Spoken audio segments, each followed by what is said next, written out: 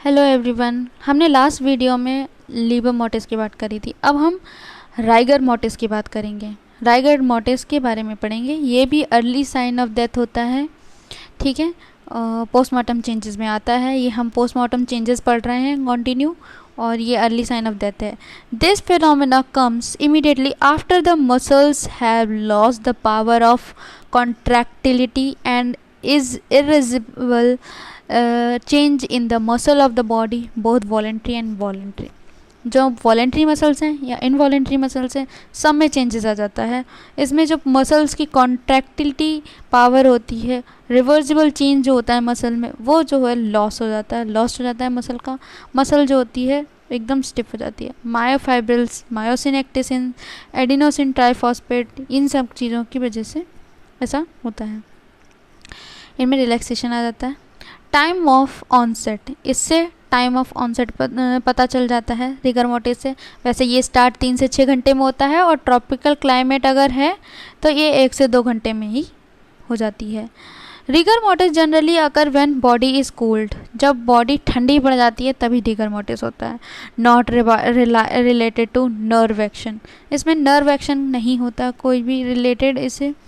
Developed in paralysed limbs also, paralysed limbs में भी हो जाता है।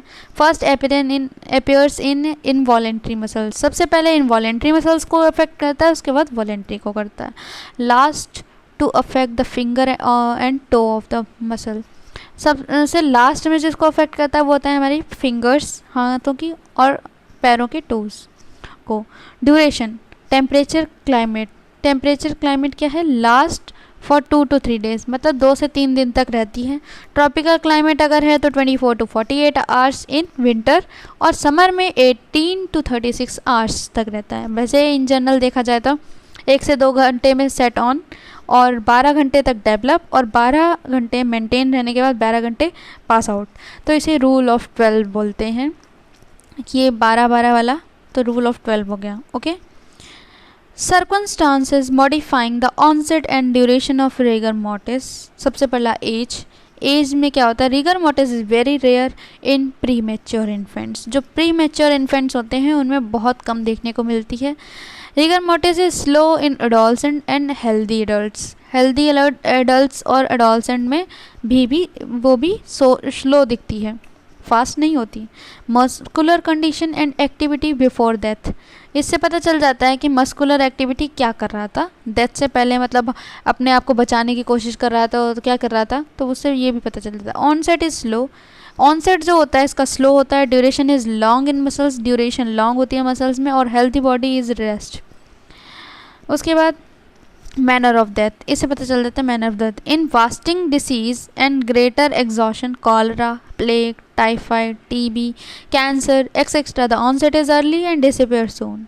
ऑनसेट जल्दी होता है और जल्दी ही ख़त्म हो जाता है इन सब बीमारियों में। In diseases like pneumonia, asphyxia, nerve conditions, onset is delayed atmospheric condition, onset इनमें डिलेड होता है। In dry and cold air onset slow, जहाँ ड्राई और कूल एयर होती है वहाँ पे ऑनसेट स्लो होता है। लॉस्ट फॉर लॉन्ग टाइम और लास्ट फॉर लॉन्ग टाइम, मतलब काफ़ी लंबे समय तक रहता है। Warm and moist area, onset is rapid and duration is short. Warm और मॉइस्ट एरिया जहाँ होते हैं जल्दी होता है और जल्दी ही ख़त्म हो जाता है।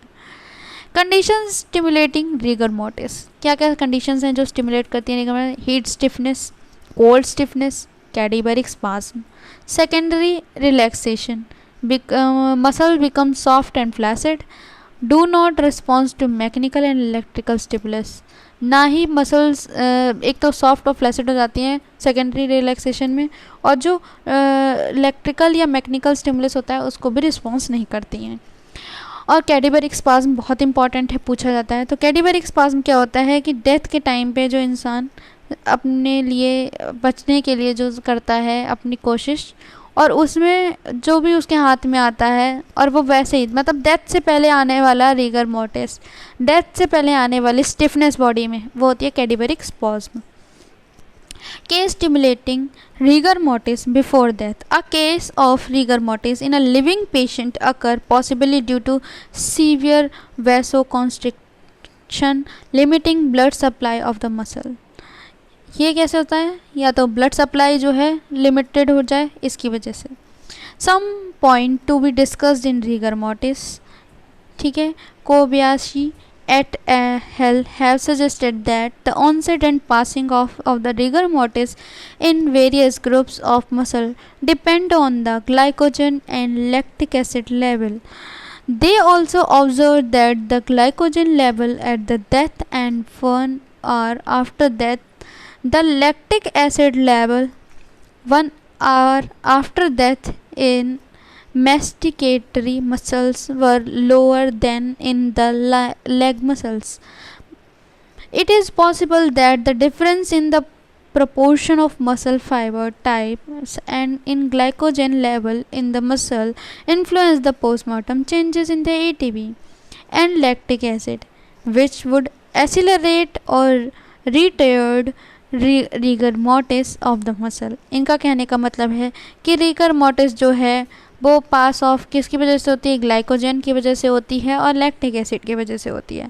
जो ग्लाइकोजन का लेवल होता है डेथ के टाइम पर वो उन्होंने ऑब्ज़र्व करा, तो 1 घंटे के बाद डेथ के उन्होंने लैक्टिक एसिड का भी ऑब्ज़र्व करा। तो मैस्टिकेटिंग जो हमारी मसल्स होती हैं, जॉ मसल्स होती हैं, उनमें कम था बजाय लेग मसल्स के। तो यही डिफरेंस प्रोपोर्शन उन्होंने बताया कि जो मसल्स हैं उनमें एटीपी और ये लैक्टिक एसिड की वजह से ही ये रीगर मोर्टिस जो होती है वो रिटार्ड होती है, मतलब ख़त्म हो जाती है। Thank you for watching. आगे हम पढ़ेंगे लेट साइंस।